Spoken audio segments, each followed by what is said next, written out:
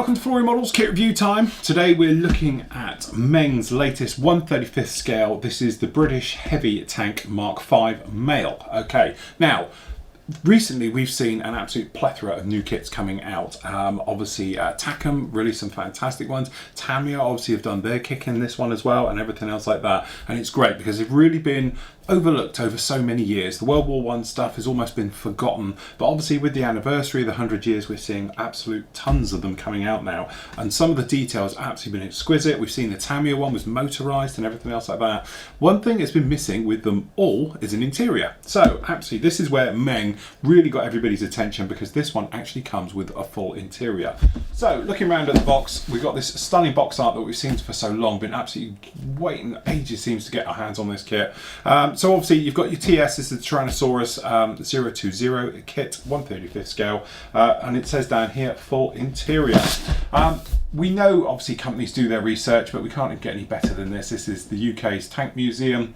We've actually got our Steve who works there as well, so that's quite handy. So we know their research should be absolutely fantastic. All right, so nice profile views, and as you can see, it is a big old box, you know.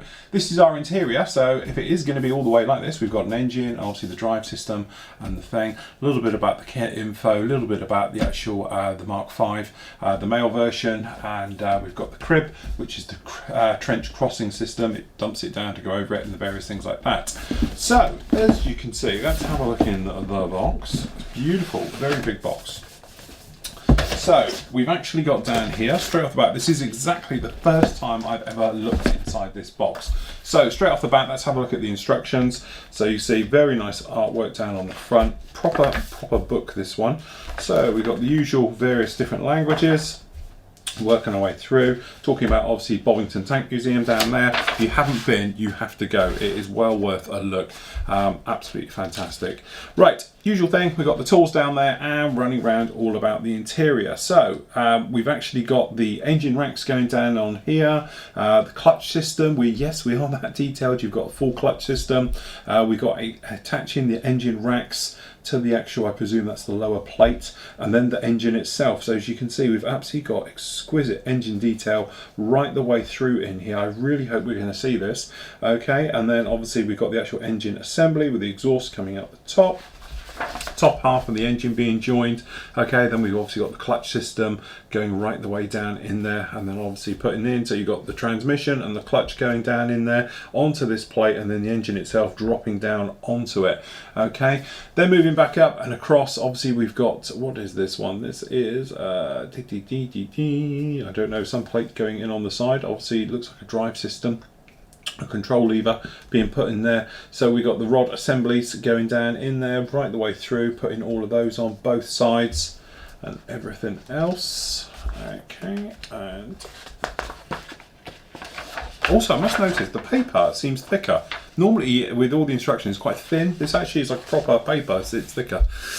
So anyway, we've got the engine starter system going down on there as well, as you can see, absolutely fantastic. Okay, and then we've got the whole interior part ones going down on here. So we've actually got some drive shafts being put on, some belts, things like that going down on there, being fitted in. Nice to see a cross diagram, see how they go. The engine compartment itself, so we've actually got an external plate which hopefully then will fit inside, which it does, goes right the way over the actual engine box, again hiding all that beautiful detail. Okay, and then a few more parts going down on there. So we've got the driver's seat assembly. So obviously you've got the two drivers down at the front, or the driver and the driver's mate, okay, for the seats and system on there. Okay, and then that's going to be fitted onto the lower part right the way through, and then obviously working our way across. This is absolutely fantastic, this detail, and get everything going down on here. So we've got the floor assembly right the way through, and then bolting that entire section that you've been working on, then bolts down onto that floor. Okay, and then we've got the radiator assembly going down. There's huge radiators they have at the back being put down there, and the little water tank, okay, fuel tank, and that's obviously going onto a plate on the outside. All right, and then going right the way through. So now we've got the ammunition. So this is the actual tank assembly system itself. So we've got the fuel tank system going in, and then we've got the guns, obviously the defensive guns on the side. They're being all put in, again, right the way through. Amazing, there you've got your gun position right above the fuel tank. Okay, and then right the way through. So this is your rear plate that pokes out the back with the fuel tank hanging out the back, and then all the way through, like down there, the ammunition racks, the various things going down in there. Then we're working on the outside, so obviously we've got the starboard side of the hull going right the way through there. Drive system being put on. Obviously it's not a working drive on these, but it's great, very nice detail with it all being put through, and you can see on these areas here. The only thing I can't see at the moment is any way to actually show this in the open position, because you'd want to show all this off surely. Okay, then all the little wheels going down there, and obviously the drive shafts and things like that. Okay, and then the same external parts being then put on for the exterior of the armour set and everything else like that. Some very nice details going down on there, and then right the way across, obviously same on the other side. Okay, just a mirror image for the other side, and then working our way around and then attaching this system in. You can see the level of detail down in this area up here, absolutely phenomenal. And then obviously this interior being bolted across, then in for the two halves, in they go together. Then you've got the commander's cab up top for the actual turret itself, those parts being put on, all the bits and pieces across like it, as you can see, details all the way through, and then obviously the gun positions being put on there just like that. Looks like we've got some hoses which are solid, they're not vinyl, for the exhaust pipe systems running across the back.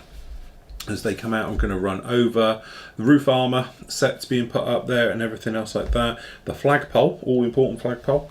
Okay, and then right the way over, then the top section drops on, and it's not mentioning about not gluing it, although obviously you probably wouldn't glue that on because you'd want to see it. Okay, but then I don't know how the exhaust pipe system is going to work with that, about opening it up. All right. Then obviously what a tank is all about is its guns. Okay, so there we go. We've got the guns obviously fitting in. Being the male version, this one just has the large guns. The female has the machine gun system or the lighter gun system, and then a hermaphrodite version has both. Okay, but this being the male is the big heavy hitter with the large guns, obviously fitting those on. These actually sponsons on the side being fitted in like we do most of the other tanks down in there, so that actually they're going to be put in. A little bit of photo etch being put on there, as we can see like that. Left side sponsored assembly just down on there, and on the other side, and then it'll be a case of putting them all on. We've got a nice, looks like a lot of photo etch which is going to go on, which will liven all of this up, and then putting it through.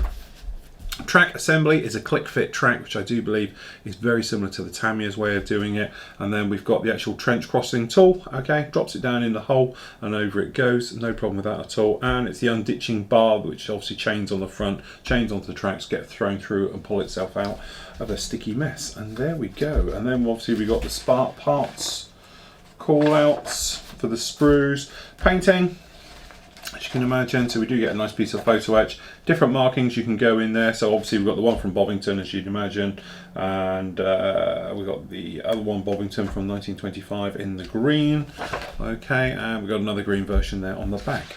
Well, what a promising kit. Okay, where the hell do you start? All right, so the tracks themselves, I'm not going to be honest to bother to get these out. We know how this is going to work. You can probably see it down in there. They are literally a push fit to each other, so they just click together and away you go. It is the most simplest, brilliant way. Some things with armour always used to be a pain for me. Road wheels and tracks.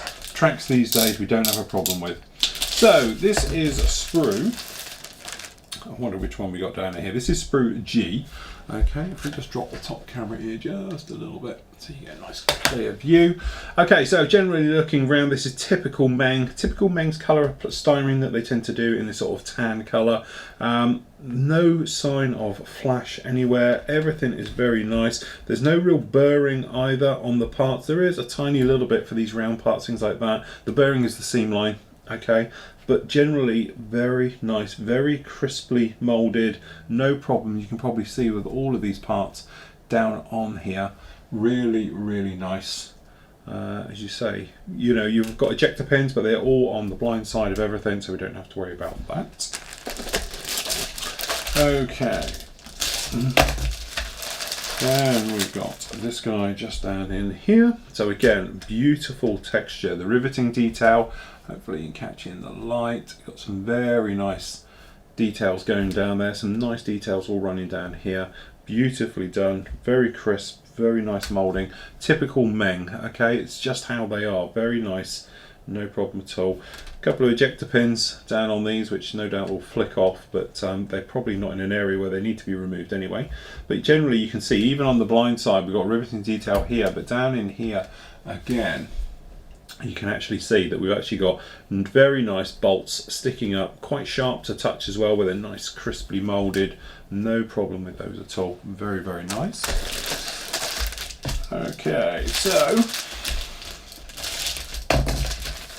we've got this guy down here. So as you can see, beautiful surface detail. The texture is absolutely fantastic, no problem with that at all. Nice the way the plating goes through these deep, nice panel lines, if you like, where it bolts together, but generally the bolts are all very nice. They've all got hexagonal heads on the top. The riveting detail is nicely domed off, very sharp, crisp detail all on those. And obviously, because we do have an interior as well, you can see on the blind side, technically you're not going to see this, you can see you've got it all in here as well.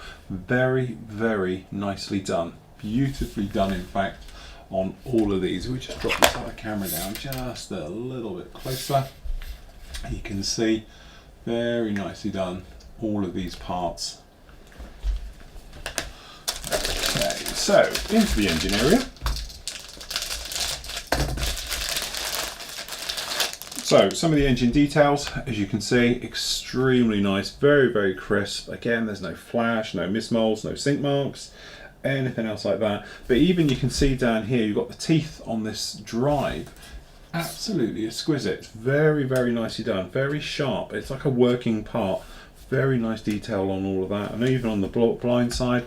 But you can see down here these little push rods and things like that, absolutely fantastically molded, very clean, very crisp, no problem with any of those whatsoever. Really, really nice, sharp, detailed molding. Okay, just going up here, we've got the roof. Again, the bolting, you can see down here on the roof, absolutely exquisite. Some very nice details all the way running down. All this plate armour with the dome heads, all exactly perfect. No problem with any of that at all. And again, because we've got internal details, we have got ejector pin marks down in here. How well the camera catches them, you catch them just down in the light. They're pretty shallow. You could probably just easily get rid of those, no problem at all. It's a shame they're in there though, unfortunately. All the other parts, we've got no ejector pins on the blind side, but this part here for the roof of the actual tank itself, on the top plate, it has got ejector pin marks all the way through. So a little bit disappointing that they've had to succumb to them there, because usually MENG, they do their utmost to make sure the modeler doesn't have to deal with them. Okay, so as you can see, this is F, giant cooling radiator system down here, right the way through, and then we've got the drive shafts, all the little areas. We've got some spanners, you can probably see them just down here on these guys here. Very, very nicely done right the way through. But generally, just looking around a bit, it's all MENG's typical stuff. There's nothing better, you know, it's not like this is fantastically detailed and all the rest of it. It's just MENG, and MENG unfortunately have set their bar so high these days that you almost expect them to be perfect, and generally they really, really are extremely sharp. These areas down here, very thinly molded, and then where it's got the bolts in as well, but it is very strong on the parts. So down here, this is our road wheel, well, the wheel system. Can't say road wheels, I don't know if they have them on at that point. 4 sprues of J. Okay, so generally, as you can see, we've got the wheels very nicely done. No problem with any of those whatsoever.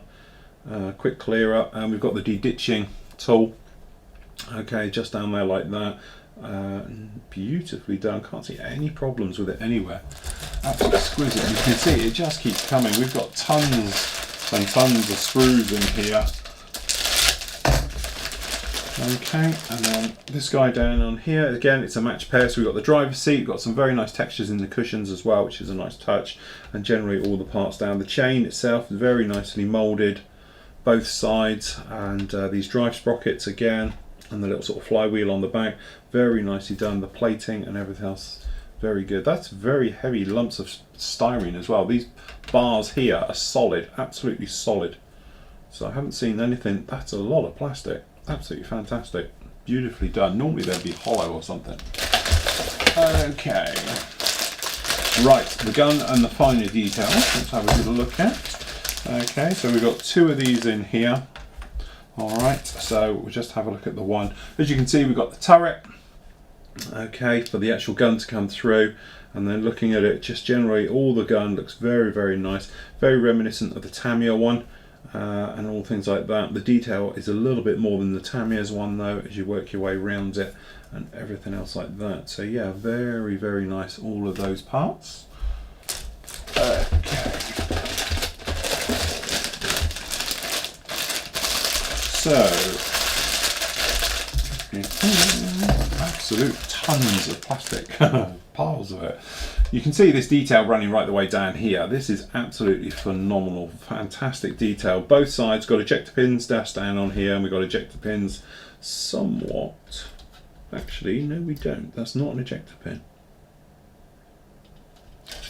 What they've done, which is a very clever way of doing it, I presume, I could be wrong, I stand corrected if I am, but instead of having ejector pins, it looks like they've got injector plates which have pushed out, because we have got plates down on here which have sunk in. Now, it's either designed obviously for things sticking down onto it, or they've used it to push out, which is far nicer.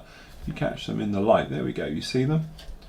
They've got them on this to get it out of the mold, but it's amazing they've got that there, but the other one it's not, it's got ejector pins, so they've managed to get that one out of the mold with no problem, but the other one we haven't. But generally, as you can see, very nice, very good detail on all of these. Obviously this is the front running right the way through. Generally very nice, very sharp, very crisp, all of these areas.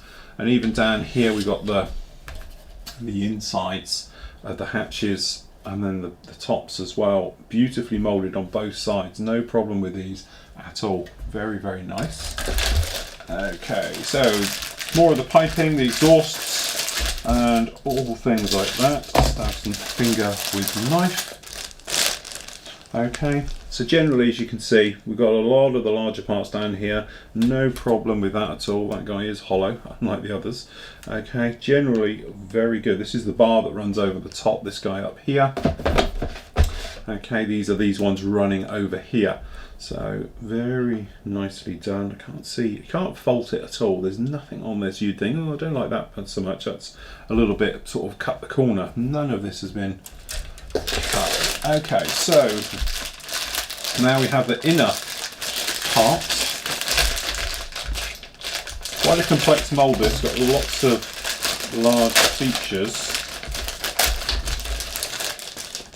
So as you can see, we've got the internals for obviously all the wheel system and everything else going on these. Okay, and generally working our way around. Got a couple of little tabs you might want to ping out the way up there.